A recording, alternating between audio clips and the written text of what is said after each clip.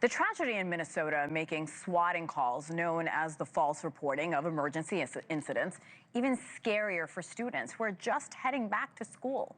Overnight, the University of Georgia becoming the latest to receive a false active shooter alert. This is an alarming new trend, with at least 20 colleges around the U.S. reporting swatting incidents since August 21st.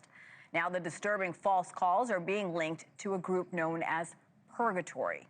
Our very own investigative correspondent, Rich McHugh, has been working on reporting about this all week. Rich, good morning. Thank you so much for joining us. What can you tell us about this group potentially behind these calls? This is terrifying as kids are starting school.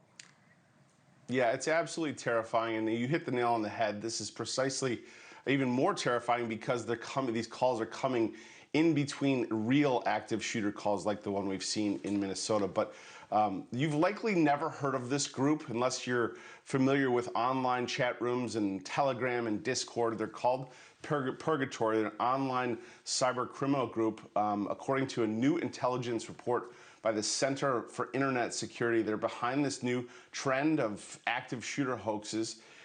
They're causing mayhem on campus and massive headaches for law enforcement.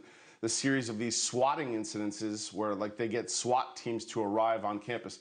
They began on August 21st at the University of Tennessee in Villanova, where students were gathered for start of school mass, which turned into just absolute chaos before authorities realized it was a cruel hoax. So since then, there have been swatting incidents across the country: University of South Carolina, Boulder, Iowa State, Kansas State, University of New Hampshire, Northern Arizona, Kentucky, I think Atlanta, or Georgia, was overnight.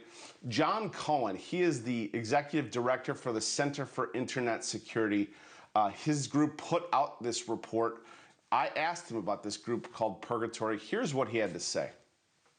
Purgatory is a loosely affiliated group of individuals who engage in swatting based on the tactics that were used in each of these incidents and the technology that was leveraged. Our analysts at the Center for Internet Security assessed that most of these events were being conducted by a single group, and that group was in fact Purgatory. How do you find this group? How do you know where they're operating, and where are they operating online? Well, locating where they're operating is part of the challenge. They use different types of internet-based technologies and commercial services to be able to hide their location, to hide their identities. They can use these same technologies to make it look like they're making a local phone call, when in fact they may be sitting over in Europe. They're able to hide their identities, and they're able to use artificial intelligence and other technological capabilities to make their calls seem highly realistic. So this is a huge challenge for law enforcement. Now, we listened to some of these calls together, and we're not going to publish them because we can't verify their authenticity, but he pointed out the signs that you could tell that they're from this group. They're using voice over IP. They're somewhat distorted. They're always calling for a library, like a swatting to happen in a library. So again, this is a huge challenge for law enforcement, Hena. Knowing this is such a huge challenge, Rich, what is the FBI saying about this? The FBI, so earlier in the week, the FBI gave me a statement, and I want to read what they said. They said, knowingly providing false information to emergency services agencies about a possible threat to life drains law enforcement resources, costs hundreds of thousands of dollars, and most importantly, puts innocent people at risk. But when I asked about Purgatory, once we had this name later in the week, the FBI told us they had no comment. Now, Jennifer Dobler, she spent 13 years inside the FBI working on child crimes and crimes against children. I asked her how the FBI is likely investigating this. Here's what she said. The FBI is going to treat investigating swatting similarly to the way they treat many other types of investigations. They will use many of the same techniques that they use when investigating crimes against children online. They will attempt to introduce undercovers to these online networks that will be able to track, monitor, and hopefully eventually identify the perpetrators.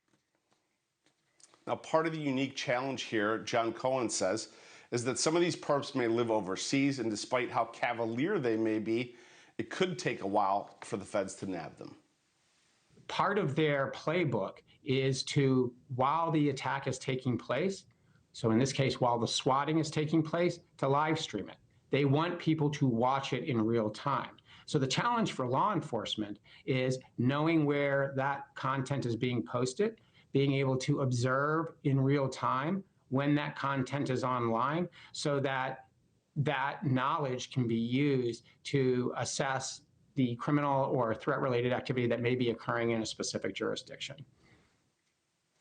I asked Cohen, what is the profile of these people in this group? He said these are likely young people, some as early as teens, early 20s, operating possibly in other countries, adding to the challenges for law enforcement in trying to even prosecute them, because the laws won't reach into other countries, Hena. Yeah, our kids are already going through so much. This is just another added element. Rich McHugh, really great reporting. Thank you, Rich. Thank you for watching. Subscribe below and download our NewsNation app right now on your phone, and you will get fact-based, unbiased news for all Americans.